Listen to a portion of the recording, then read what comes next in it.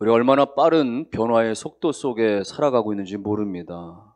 자고 일어나면 새 것이 나오고 새로운 뉴스가 나오고 제품 하나만 해도 어제 내가 산 것이 새 것이었는데 오늘 자고 일어났더니 또 새로운 물건이 계속해서 새롭게 여러분 우리가 매일같이 쓰는 이 휴대폰 모바일은 말이죠. 여러 해 전만 해도 벽돌만 하지 않았었습니까? 또 한 대에 막 200만 원, 300만 원 정말 기업 회장들, 사장님들 이런 분들만 가지고 다녔던 자동차에 말이죠. 그랬던 것이 지금은 크기나 무게가 10분의 1도 안 될 정도로 아주 얇고 가볍게 그러면서도 온갖 성능들이 전에는 전화 오는 거 가는 거 받기만 했는데 걸기만 했는데 이제는 그 안에 영상 통화 혹은 또 뭐 여러 가지 금융 결제 온갖 오피스 작업을 이 손 안에서 말이죠. 내 손 안에서 모든 것이 다 가능할 정도의 세상이 돼버렸습니다. 너무나 빠른 변화를 우리가 휴대폰 하나만 보더라도 체감할 수가 있는 것이죠. 여러분 로봇이 얼마나 많이 되는지 모릅니다. 이제는 사람을 도울 수 있는, 사람을 대체할 만한 휴먼 로봇들이 막 쏟아져 나오는 시대가 됩니다. 유전공학이 발달되면서 이제는 곧 암도 에이즈도 극복할 시대가 도래합니다. 인간의 수명은 점점점 더 늘어날 것입니다. 우리 한국만 봐도 여러분 100년 전에는 한국인들의 평균 나이가 47세였어요. 평균 수명. 그런데 지금은요. 여자 평균 80세, 남자 평균 80세, 여자 평균 86세 이러고 있는 거거든요. 과거 우리들이 어렸을 시절에는 해외여행 자체가 없었습니다. 자유의 해외여행이 열린 것이 불과 몇십 년 되지 않았죠. 지금은 중고등학생들도 해외로 수학여행 가는 시대가 됐습니다. 앞으로는요. 달이나 행성 같은데 여행을 갔다 온다라고 하는 뉴스들이 계속해서 나올 것입니다. 초음속 비행기를 통해서 지구촌 반대 어디라도 몇 시간 만에 갔다 오는 시대가 되어질 것입니다. 세상이 이렇게 초급속도로 급변하는 시대인데 여러분 급변하는 이 세상 가운데서 오늘 우리의 신앙은 어떻게 되느냐? 한마디로 말하면은 본질 가운데서 이 변화 가운데 우리가 어떻게 대응하며 살아갈 것인가 이것을 말씀하고 있는 것이에요. 본질을 붙들고 또 우리가 그야말로 벗어나야 될 극복해야 될 부분들은 무엇이냐 말이죠. 예수님께서 지난번 말씀드린 것 가운데서 세리 마태의 집에 들어가서 함께 식사를 나누시죠. 세리가 너무나 예수님이 자기를 불러주신 것에 감사해가지고 식사를 초대했어요. 예수님과 제자들을. 갔더니 거기에는 여러 세리들과 죄인들이 이미 함께하고 있었죠. 예수님이 기꺼운 마음으로 같이 식사를 나누셨습니다. 그런데 이 장면을 지켜보던 한 유대인이 그렇게 꼬집듯이 이야기하고 있는 거예요. 요한의 제자들이 지금 금식하고 있는데 바리새인들의 제자들도 다 금식하고 있는데 당신들이 지금 먹고 마시고 뭐 하는 거예요? 왜 금식 안 하느냐? 이렇게 지금 비난하고 비판하고 있는 거예요. 사실 이 금식은 유대 율법에 정해진 것입니다. 원래는 구약 율법에는 1년에 딱 하루 대속죄일에 온 이스라엘 백성들이 회개하면서 통회하면서 하루 동안 금식하도록 규정이 돼 있었는데 이거 시간이 지나면서 바벨론 포로 이후 때부터는 1년에 한 4번 정도 금식일을 정해서 금식하면서 회개하도록 기도하도록. 근데 또 몇백 년 지나면서 예수님 시대 오니까 유대인들이 전통의 유전이 이게 어떻게 바뀌어졌냐면 일주일에 한 2번은 금식해야지 이게 바뀌어진 거예요. 그래서 그 시대 때는 예수님 당시에는 유대인들이 일주일에 2번씩 금식하는 예들이 많았던 것입니다. 문제는 뭐냐? 이거가 원래 본 목적대로 통회하고 하나님 앞에 돌아가자는 의미로 회개하고 금식을 해야 되는데 그게 아니라 일주일에 2번 금식하면 경건한 사람, 금식에 동참하지 않는 사람은 불경건한 사람, 이렇게 낙인을 찍는 것, 이렇게 하는 것들로 바뀌어진 것이 문제라는 거예요. 그래서 지금 이 사람들이 지적하는 게 그거예요. 지금 다른 사람 다 지금 금식하고 있는데 당신들이 지금 뭐 먹고 마시고 뭐 하는 거냐 말이죠. 라고 비난하듯이 자기들이 가지고 있는 이 유대 전통에 대해서 고집스럽게 지금 주장하고 있는 것이죠. 여러분 전통이라고 하는 것이 있습니다. 과연 전통이라고 하는 것은 우리 가운데 정말 유익한 것일까요? 아니면 무익한 것일까요? 세계적인 신학자 제임스 패커라고 하는 사람은 그런 이야기를 한 바가 있습니다. 모든 그리스도인들은 전통으로 말미암아 수혜를 받기도 하고 또 피해를 받기도 했다. 이게 무슨 표현이냐면 좋은 전통은 우리 가운데 진리만큼이나마 좋은 전통 우리 가운데 유익을 주는데 좋지 않은 전통은 우리 가운데 죄를 지을 수 있도록 만드는, 우리 가운데 피해가 되어지는, 우리 가운데 불이익이 된다고 하는 것을 이야기하는 겁니다. 그래서 여러분, 우리가 교회 안에서 오랫동안 지켜왔던 관례, 전통, 이것이 좋은 의미로 잘 사용이 되어지는데 이것이 화석화되어지고 고집스러워지고 그야말로 전통주의로 남게 되어지면 거기 충돌이 일어나고 문제가 발생하는 거거든요. 과거에 서울의 어느 한 교회에서는 새롭게 부임한 담임 목사님이 그 교회가 오랜 동안 지켜왔던 이 주보, 이 순서지를 바꿨던 거예요.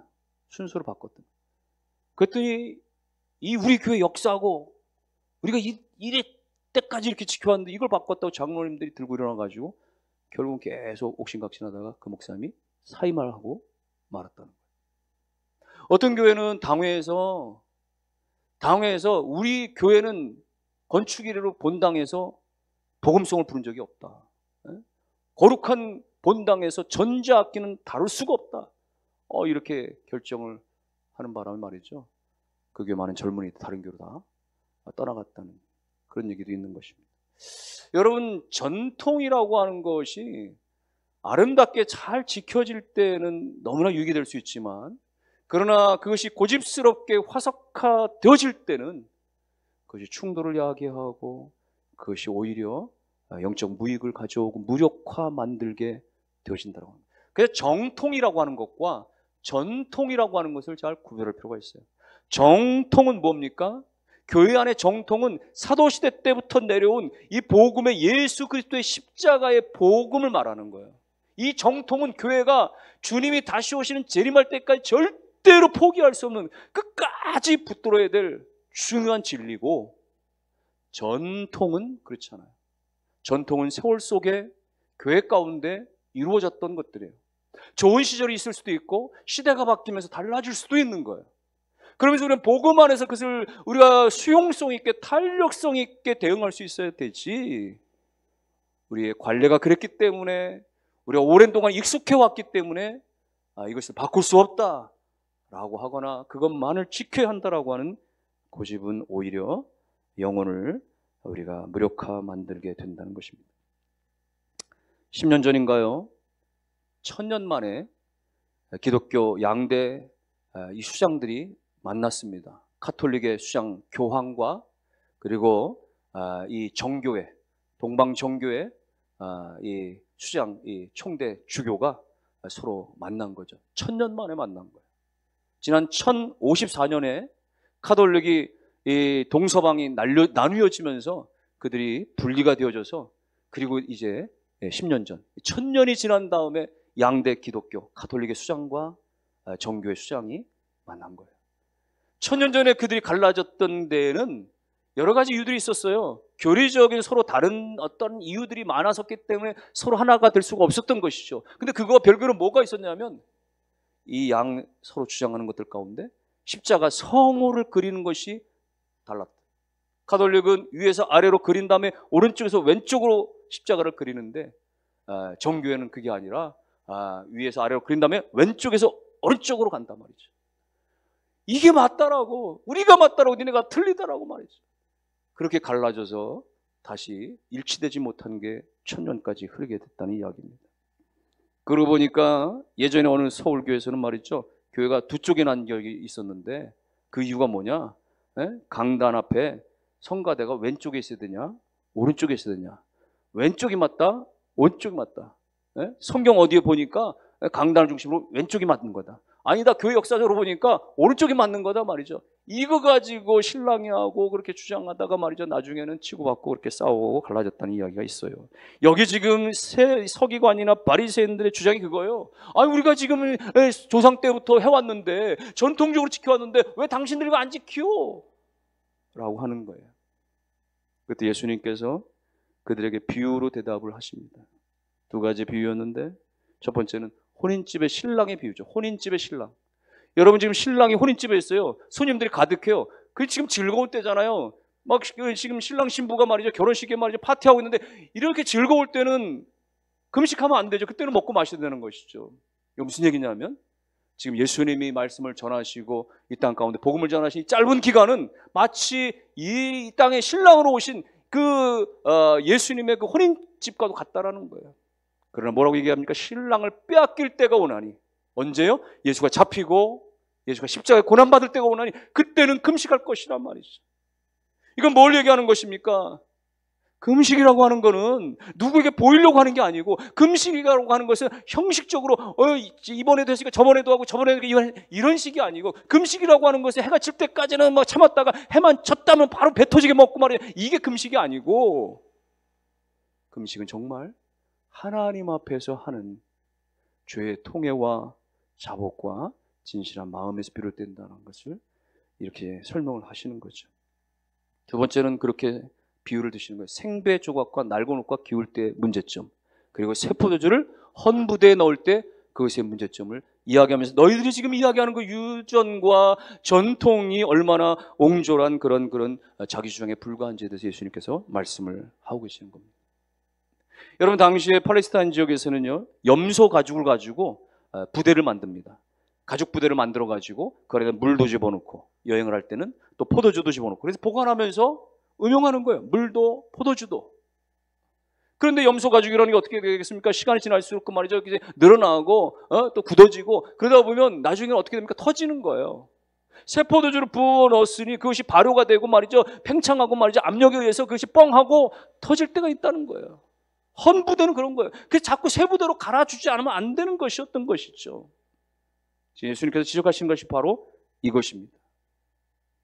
낡은 옷이나 지금 낡은 부대, 낡은 옷, 낡은 부대, 이건 바로 생명력이 없는, 지금 유대교가 끊임없이 지금 주장하고 있는 이 낡은 전통, 금식이라고 하는 어떤 전통, 이런 전통이나 유전, 이걸 말하는 것이고, 거기에 생배조각, 거기에 세포도주, 이건 뭐예요? 예수님을 중심한 새로운 교훈, 새로운 진리를 말씀하고 있는 거거든요.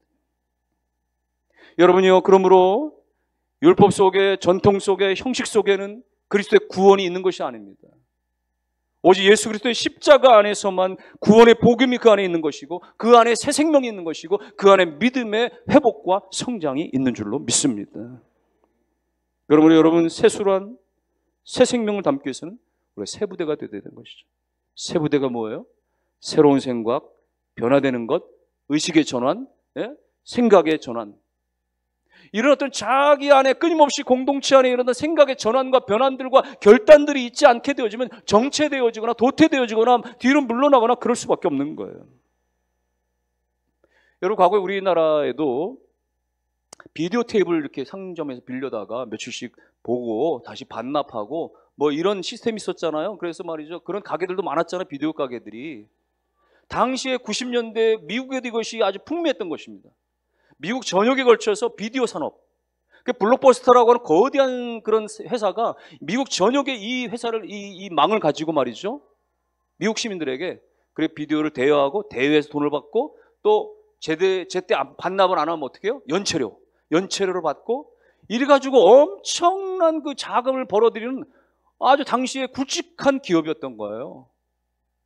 그들의 방식이 뭐냐면, 고객들이 직접 와가지고 비디오를 빌려가고, 그리고 다시금 때가 되면 반납하고, 이런 것들의 전국적인 망을 가지고 그들이 그렇게 돈을 버는 그런 기업이었는데, 그때 당시에 90년대 말에 넷플릭스라고 하는 당시로서 이제 막 시작되어진 이 기업이 유사한 그 방식을 가지고 같은 동종 업계였는데, 그 창업자인 헤이스팅스가 말이죠, 이 블록버스터 CEO에게 찾아와서 우리 회사를 좀 인수해달라, 그렇게 요청을 하죠.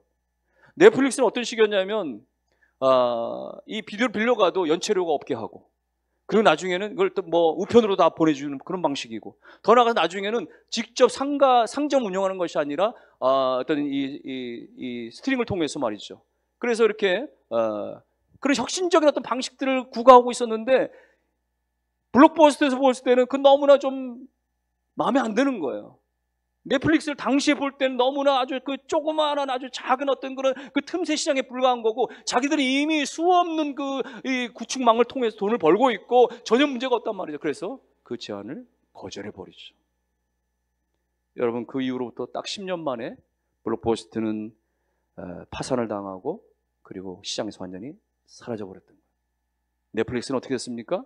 오늘날의 넷플릭스 지금 우리나라에도 가입한 사람들이 뭐 한 800만 명 된다 그래요. 전 세계적으로는 3억 명 이상이 유료 가입자로 있다는 것이에요. 세계적인 기업으로 거듭날 수 있었던. 여러분, 당시에 블록버스터가 파산된 거는 돈이 없어서가 아니었어요.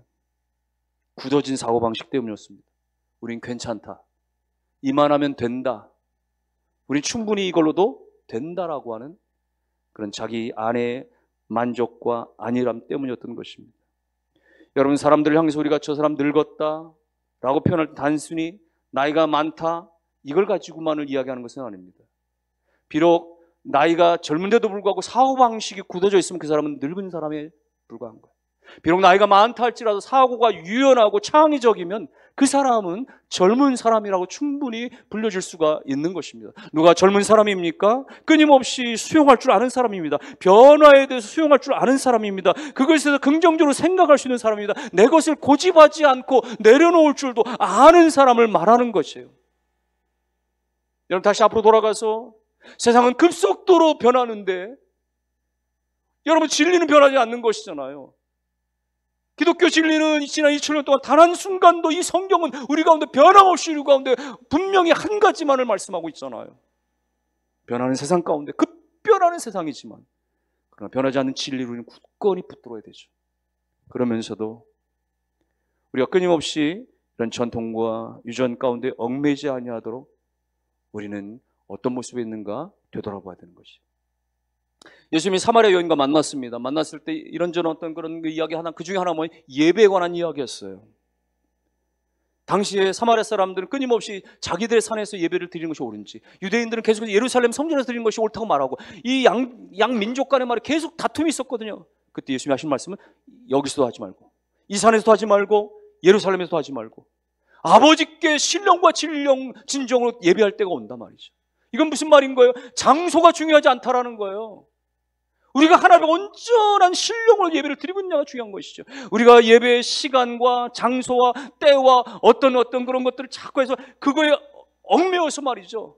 그것이 아니라 때로는 어떤 방법론에 대해서 예배는 이렇게만 드려야 된다라고 하는 어떤 그런 방법이라든지 어떤 이런 것들에 대해서 고집할 것이 아니라 정말 내가 그 예배 가운데 영이신 하나님을 향하여서 내가 정말 깨어서 주님 앞에 온전한 예배를 드리는가 말이죠. 주의 음성을 듣고 있는가 말이죠. 내가 영적으로 내가 하나님 앞에 자복이 일어나고 은혜를 덧입는가 말이죠. 이 부분이 항상 초점이 맞춰져야 한다, 그 이야기를 하는 것입니다.